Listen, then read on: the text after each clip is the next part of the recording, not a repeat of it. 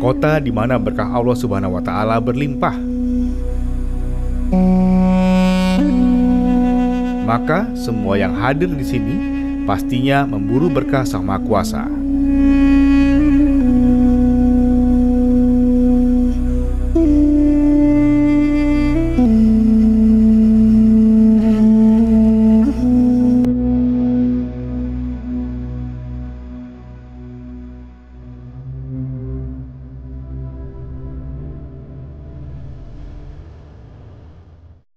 Mekah di pagi hari. Suhu mulai menghangat. Penting sekali untuk mengisi perut sebelum bertugas. Kami mencoba salah satu sarapan di sini, fatira atau kue pai. Isinya bisa manis atau asin. Saya pilih yang sederhana saja karena tidak terbiasa makan berat di pagi hari. Pai isi telur dadar dan dilapisi keju.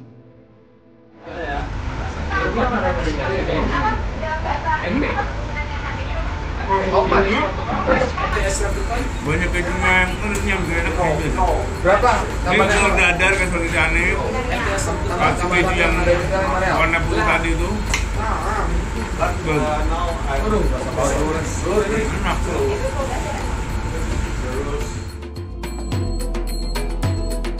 Makanan merupakan hal penting bagi jamaah haji Indonesia. Apalagi mereka tinggal di Tanah Suci hingga 1 bulan lebih. Di Kota Mekah, Kementerian Agama bekerja sama dengan 57 perusahaan catering untuk memenuhi kebutuhan gizi jamaah. Tahun ini, seluruh jamaah mendapat makan 3 kali sehari. Kami pun mendatangi salah satu perusahaan catering di sana, Hala Al-Hizaz Catering. Begitu sampai, kami harus menggunakan masker dan juga sarung tangan untuk menjaga kesterilan makanan. Mereka bekerja cekatan untuk mengemas makanan yang akan diberikan. Terlihat mereka sedang memasukkan nasi, sayuran, dan rendang daging. Dalam kemasan tersebut juga sudah tertulis batas waktu makanan, sehingga jangan sampai jamaah menyantapnya melewati waktu yang telah ditentukan. Bahan makanan pun sesuai dengan lidah Indonesia. Sebagian diimpor langsung dari tanah air. Selain itu, yang masak juga anak negeri loh, namanya Pak Nur. Beliau sudah lama melayani jamaah, jadi secara umum sudah memahami rasa yang diinginkan. Pak Nur sendiri punya masakan favorit yang selalu membuatnya rindu rumah.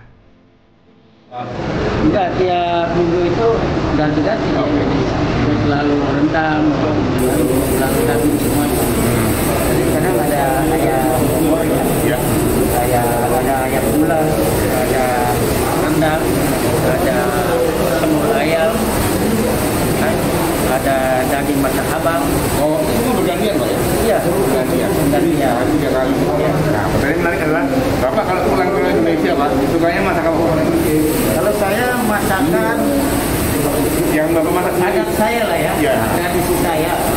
Saya senangnya ya masak sayur asem, ikan asin ya. Ada yang minta di sini? Ada yang minta di sini? Enggak, kalau umroh kadang-kadang ada. Oh, kalau nggak ada. Ya. Jadi lumayan banyak lah menu. Oh, Kalau ini haji ini paling 3.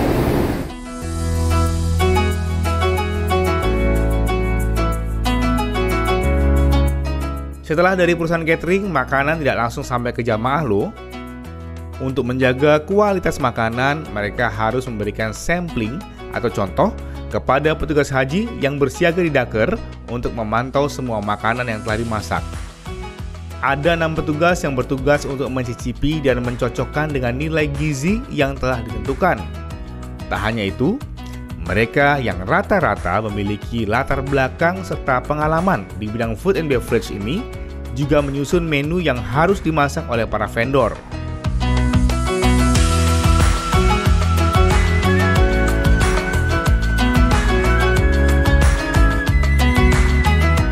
Tapi jika makanan yang disediakan oleh panitia terasa membosankan, jamaah bisa mencoba berkeliling di daerah sekitar hotel.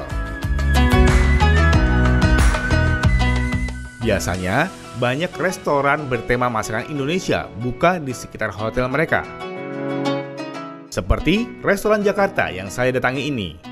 Mereka menyediakan sejumlah masakan Indonesia mulai dari rendang hingga bakso. Buka sejak jam 7 pagi, jamaah biasanya mulai ramai memenuhi restoran itu saat siang hingga malam. Para jamaah yang melakukan ibadah di tengah malam biasanya makan siang di sini dengan harga makanan sangat terjangkau. Ingat dengan selera kita di sana kan. Gitu.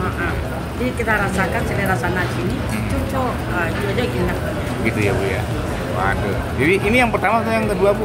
Yang pertama baru pertama coba atau udah dua kali? Baru pertama kita coba. Restoran Jakarta. Restoran Jakarta. Marilah kita bilang sama teman, mari kita masuk sini lah ke restoran ini, kita coba. Coba cocok dengan selera kita, mungkin besok-besok sini lagi. Ya. Harry, sang pemilik restoran, menyebutkan bahwa kerinduannya pada kampung halaman yang membuatnya membuka rumah makan ini.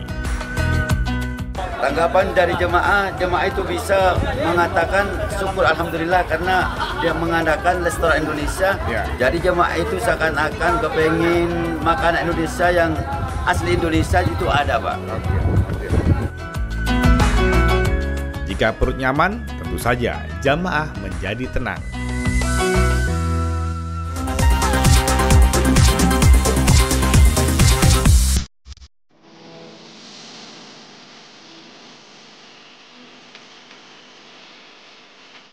Ribuan jamaah haji Indonesia memadati Mekah dan Madinah. Dengan hati yang pasrah, mereka memburu berkah Allah Subhanahu wa Ta'ala.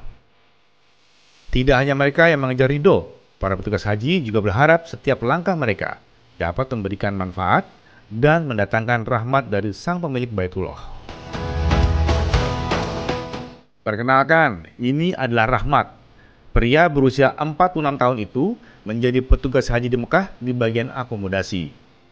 Dia bertugas memastikan kesiapan tempat penginapan para jamaah dan tentunya melayani kebutuhan mereka sehari-hari. Tapi tentunya tak mudah dilakukan.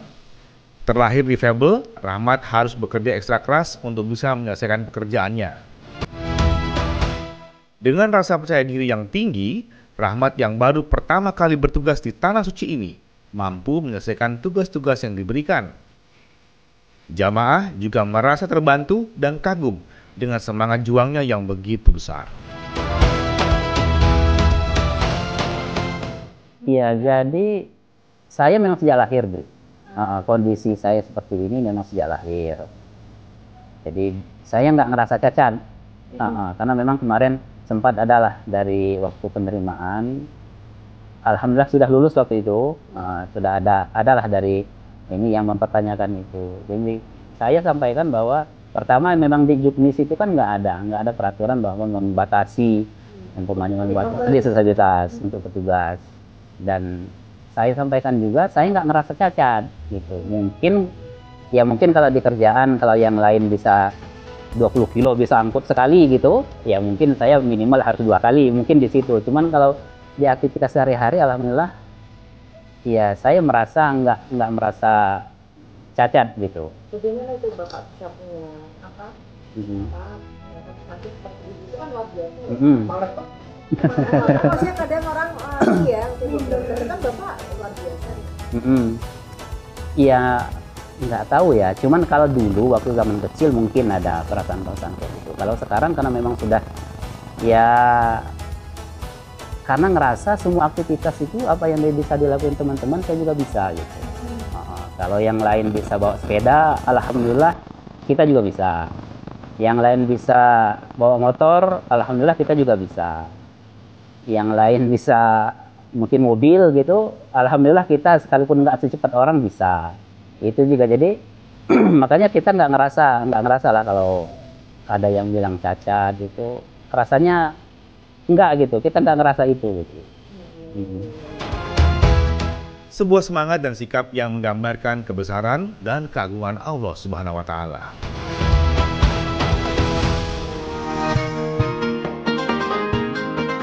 Kisah berbeda dijalani oleh Hafidah Jufri, seorang perawat dari Parepare, Sulawesi Selatan. Kehadiran Hafidah bagaikan malaikat bagi nenek Jumrah. jamaah lansia yang tentunya merasa asing dengan tanah suci. Jumrah sempat mengalami demensia saat tiba di Madinah, tapi berkat ketekunan Hafidah, sang nenek kembali pulih. Hafidah Jufri merupakan seorang perawat yang bekerja di sebuah puskesmas di kota Parepare, Sulawesi Selatan.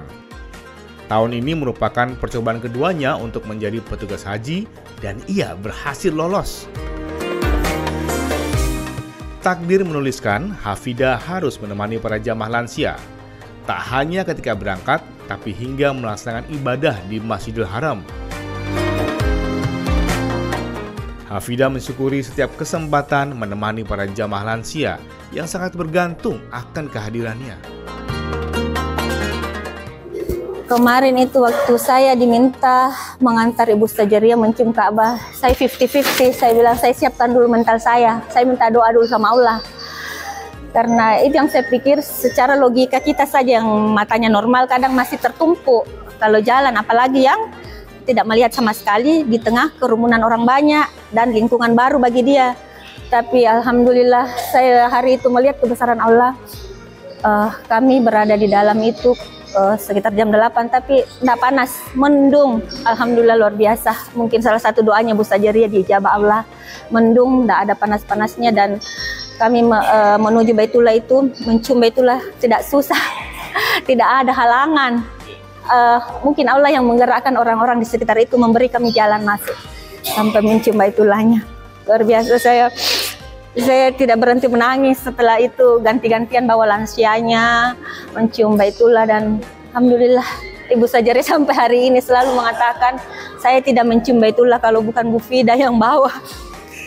Alhamdulillah, semoga itu menjadi amal yang baik bagi Bu Stajaria dan semoga itu menjadi semangat bagi saya untuk bekerja lebih baik lagi, insyaallah. Hafidah tak kuasa menahan tangis ketika menceritakan setiap jamaah yang diantarnya. Setiap kisah mengguncang seluruh relung jiwanya, mengingatkan Hafidah akan betapa besar berkah dan amanah yang dipercayakan Sang Pencipta pada dirinya.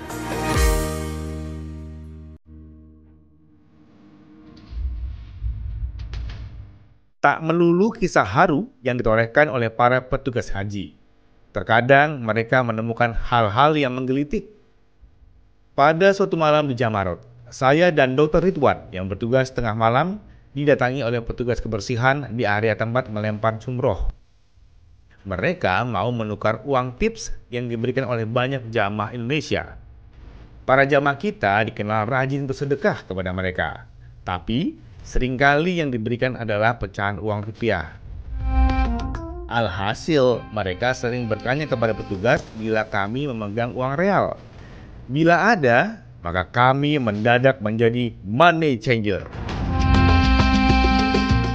Jadi tadi kita ini ya mendadak jadi penukaran uang. Jadi benar-benar fungsi kita di sini luar biasa nih. Dari mulai pengobatan, ngarahin jamaah yang nggak tahu jalan, pijet-pijet ya Mas ya. Pijetin kaki kram sampai money changing. Luar biasa. Untung ada stok uang real ya. Di bawah lagi ya.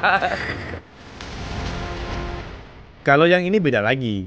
Mendadak petugas haji Indonesia berfungsi sebagai penerjemah dadakan. Jamaah dari Cina ini terlepas dari rombongan besarnya. Komunikasi menarik terjadi ketika sama-sama tidak mengerti apa yang dimaksud. Untung saja ada teknologi penerjemah di smartphone. Akhirnya mereka kembali bisa bergabung dengan jamaah lainnya. Apa yang menyelamatkan Mbak Salma? Oh. Sedikit bahasa Jawa. Salma Ceng.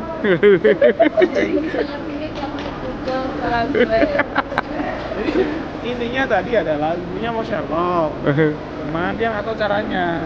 Nah, kalau berdasarkan Google Translate, ibunya mau Sherlock location tapi HP-nya itu nggak bisa. Oh. Jadi seragam petugas Indonesia dicari bukan cuma nama jemaah hajinya. Dari Petugas internasional lo ya. petugas internasional. Semoga berkah Allah Subhanahu wa taala terus melimpah ya kepada kalian teman-teman.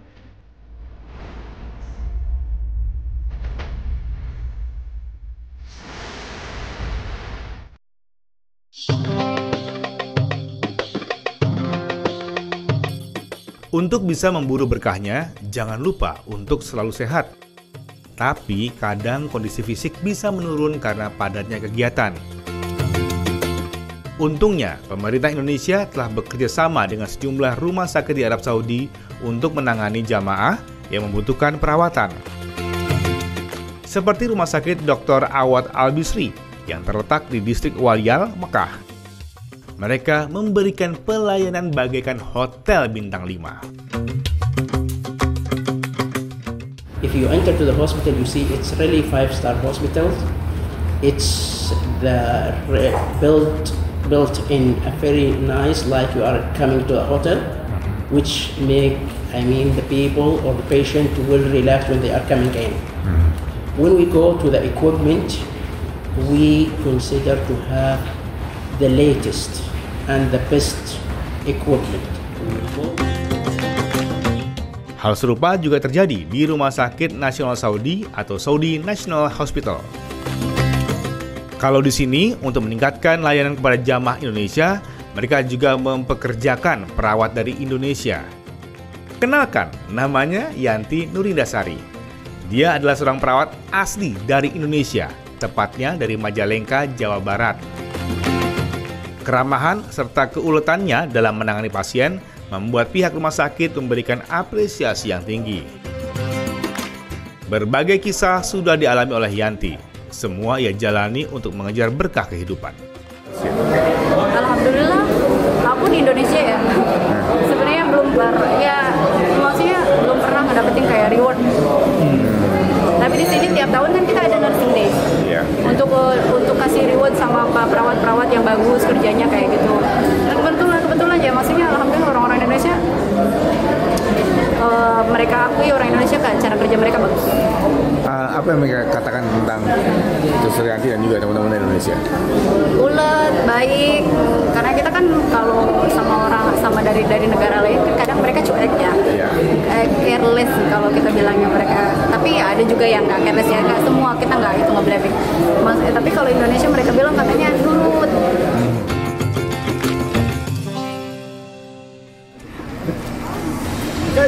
Kasih dari Jawa. Nongkono nak kene. Merono merene. Itu kena kene ay Dewa. Sini, dulu, papa. Sini mana. Kalau sudah sehat, maka waktunya kita berbelanja. Kota Taif menjadi salah satu tujuan wisata para jamaah haji maupun umroh. Salah satu tempat yang pasti dikunjungi adalah pabrik parfum mawar Rashid Al-Qurashi. Di sini tentu saja para pengunjung akan berburu parfum yang menyegarkan dengan harga terjangkau. Tak sedikit yang kemudian memborong parfum khas Arab di sini. Udara sejuk dan bau harum semerbak membuat perjalanan jauh terasa lebih menyenangkan.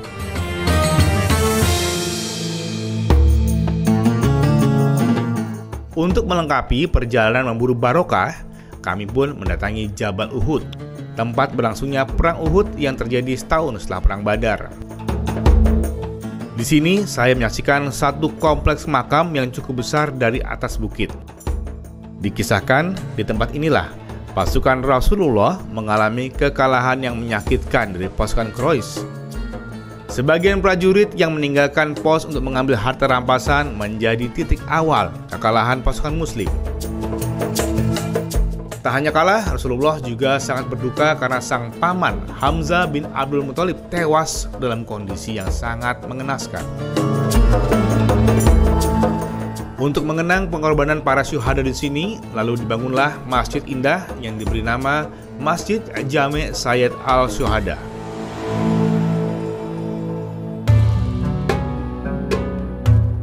Dalam perjalanan ini, saya sempat mengunjungi salah satu tempat yang wajib diketahui, yaitu percetakan Al-Quran terbesar di dunia. Majma' Malik Fahd li Tiba'ah Mushaf Sharif, itulah namanya.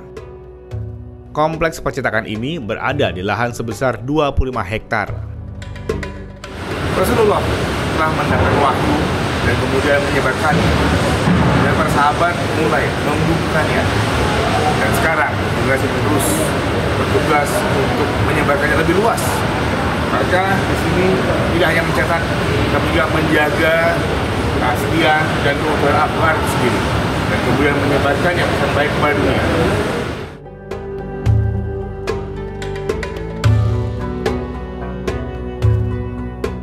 Di tempat ini, mereka mencetak 20 juta Al-Quran setiap tahunnya. Tidak hanya itu, Al-Quran ini juga diterjemahkan ke dalam 77 bahasa, seperti bahasa Inggris, Perancis, hingga tentunya bahasa Indonesia. Terdapat komite yang membantu mereka menerjemahkannya. Mereka juga mencetak Quran Braille untuk mereka yang tunanetra. Maka tak heran bila ribuan orang datang ke sini setiap harinya. Selain untuk melihat langsung proses percetakan Al-Quran, mereka juga bisa langsung membelinya. Ukuran dan harga bermacam-macam, mulai dari 14 real hingga 30 real Arab Saudi, atau setara dengan 60 ribuan hingga 130 ribuan. Komplit bahagianya. Tanah suci. Semoga kita semua mendapatkan berkah Allah Subhanahu wa Ta'ala.